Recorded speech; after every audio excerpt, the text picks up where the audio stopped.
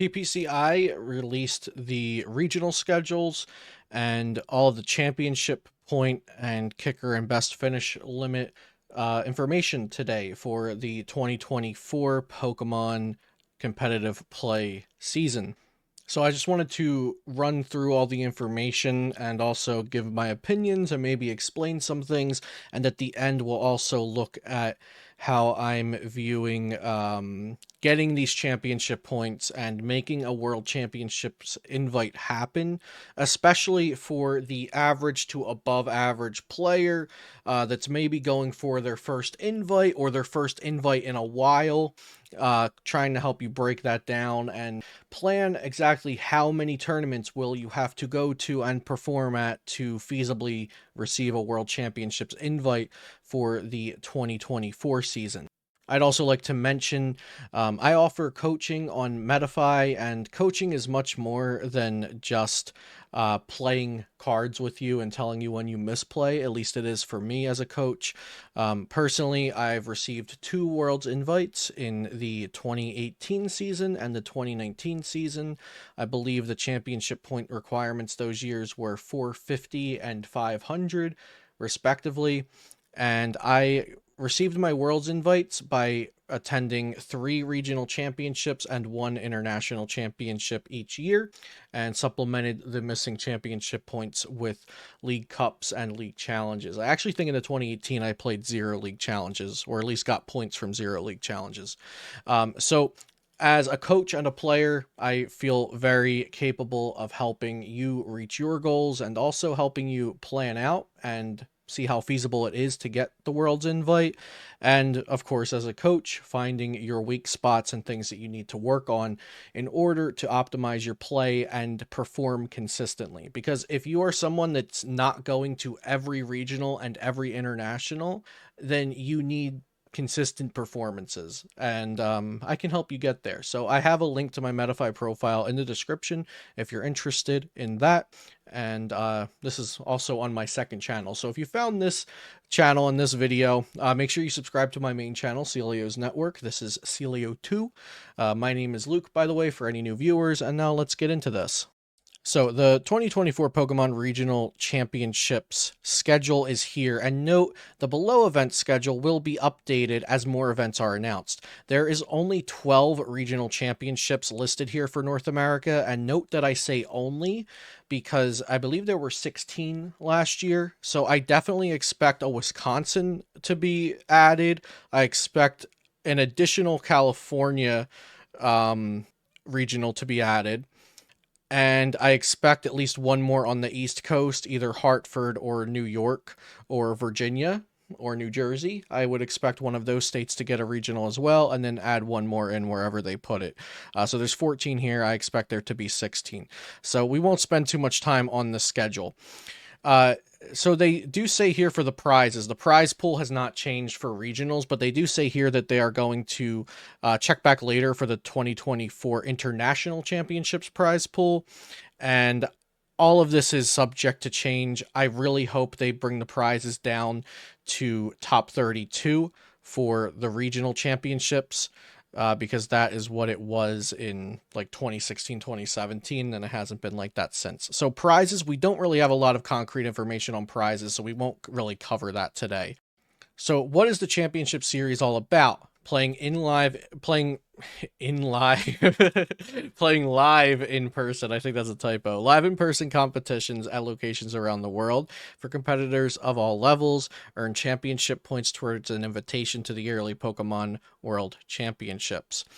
So there's league challenges. These are the lowest entry level of tournaments. These usually scale from between like $5 to $20 entry fees. I've even seen some that are free to play in. Pokemon TCG League Cups are the next level up. So league challenges notably do not have a top cut. They are just Swiss rounds. And then the end standings after Swiss is how the standings are to decide the winner and the second, third, fourth place, etc. League Cups do have a top cut. They're a little bit more competitive than a league challenge. Typically, the price range I see for these are like $10 to $40 entry fee. The winner gets a special mat, and those usually sell for at least what you paid entry, typically more, and stores provide prizes for that as well. Most of the time, players don't care too much about the entry fee numbers just because they're there to win points regardless of what the entry fee is. But I find for newer players, beginners, even parents looking for this information for their kids, that entry fee is worth mentioning.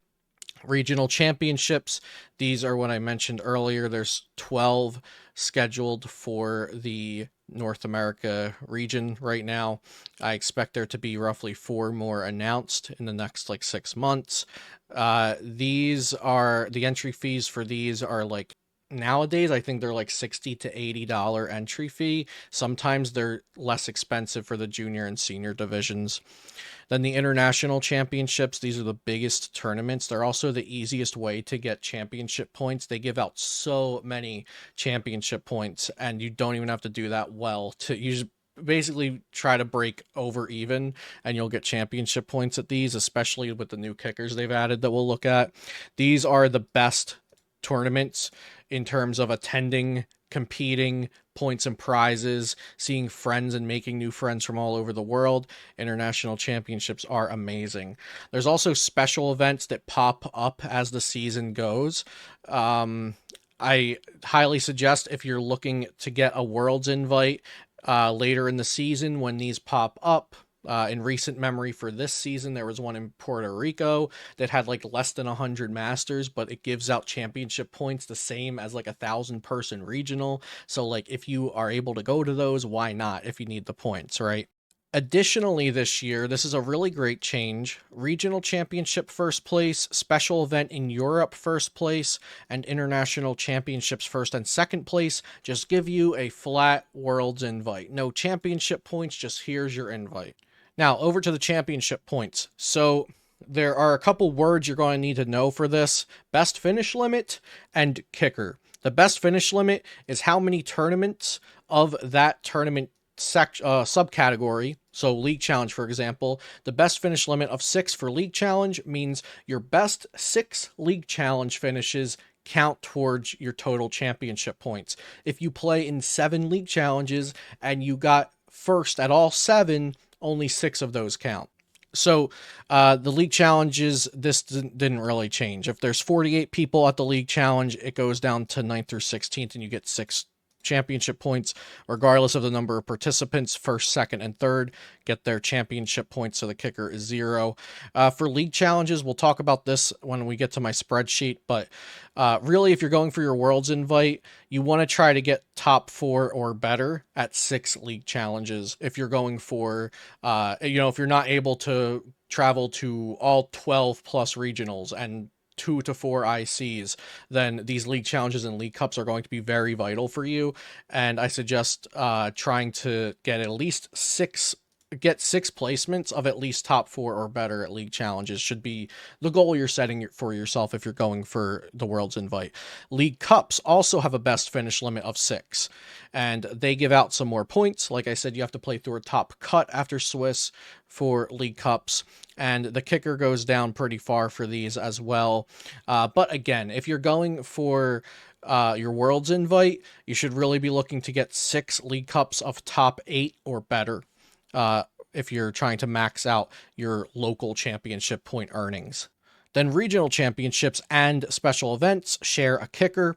Special events are really rare, so you don't really have to worry about those too much. They pop up from time to time. They're mostly for areas or regions with less tournaments around. So some parts of North America, especially like Puerto Rico, which isn't like connected to the continental states, and then also in Europe, some areas special events are very important for them because they don't have enough regionals. If you're in North America, you won't have to worry about the special events too much. So, best finish limit of 6, and as you can see, the championship points are drastically better than League Cups.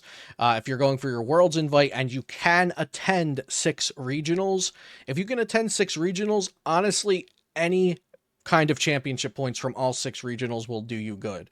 If you're going to less than 6, definitely you want to focus on consistent performances of getting, I'd say, at least 40 championship points or better if you have a limited amount of regional championships that you can attend.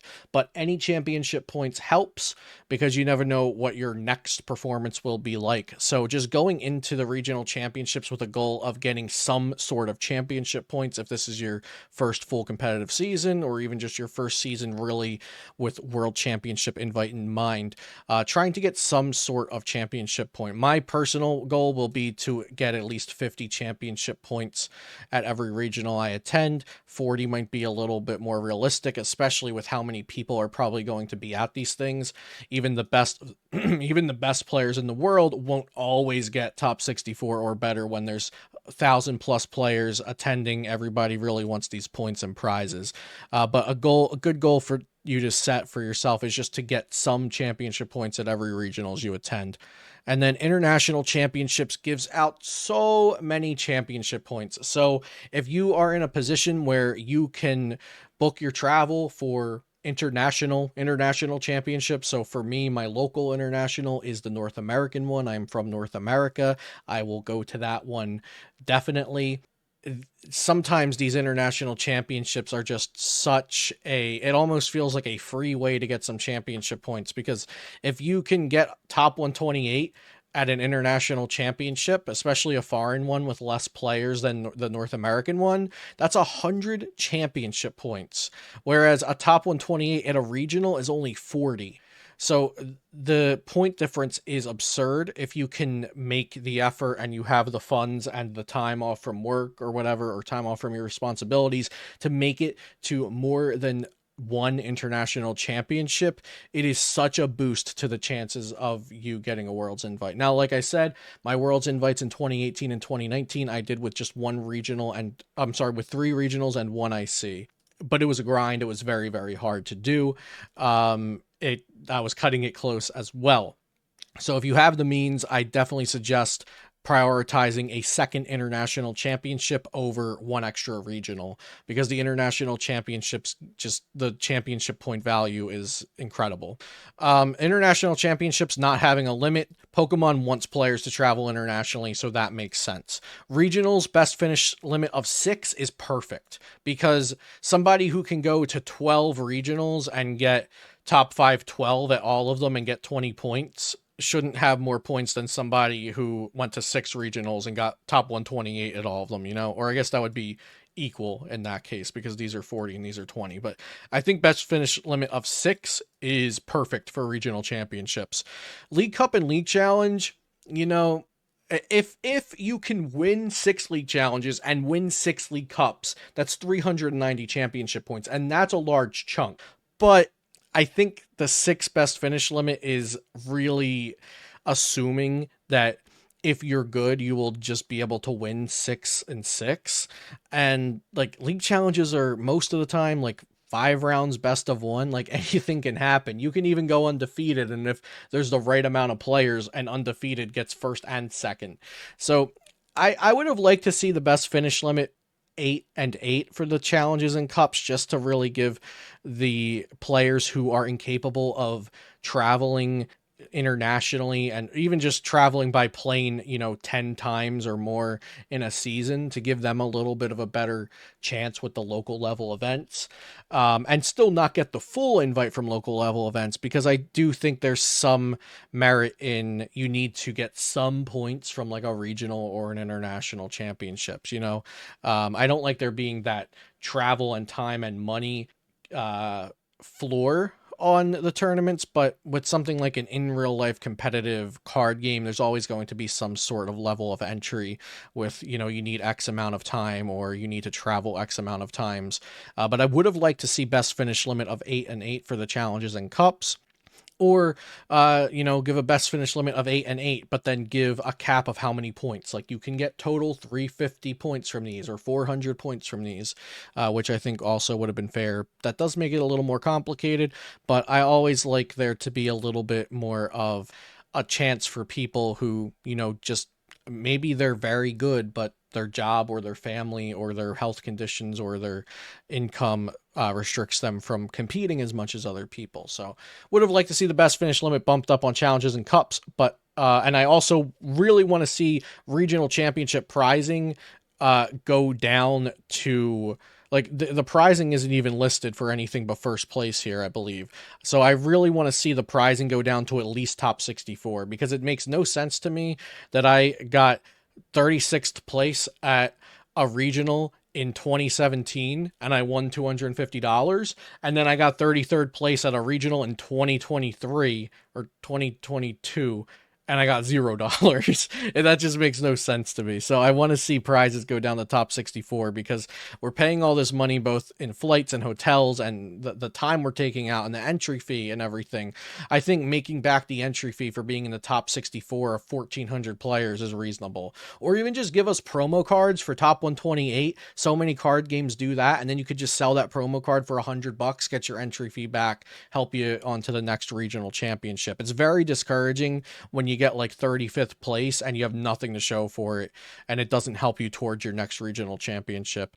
So here's my little spreadsheet I just wanted to show. So if you can attend 6 league challenges, or I'm sorry, if you can get a finish, a championship point earning finish at 6 league challenges and 6 league cups, let's say you can average 12 championship points at each finish and 35 championship points at each league cup finish. If you go to 5 regionals and you can average 50 championship points over the course, so that'll be 5 times 50, you would be earning 250 at regionals if you earned an average of 50 at each regional, and go to 1 IC and earn an average of 80 championship points per that 1 IC, you would be just over 612. So it's not a perfect number, but I figured I would just show this to give you kind of an idea of what it might look like trying to get that invite. Now, let's say you're somebody that can attend 2 ICs. Well, now you only need to get 40 points at each IC if you can attend 2. If we take a regional off and we go down to 4, we're going to need to earn a little bit more championship points on average at each of those regionals. And you see how that works out. So I think when you look at it like this, it's not that scary. Can I go to 6 league cups and earn an average of 35 championship points at each of them? Can I go to 5 regionals and get 50? So let's see, what is 50 at regional championships? That's finishing in the top 64. So maybe sometimes you finish top 128, sometimes you finish top 32. And then the IC 80 championship points would be in the top 256, which is not that hard to do.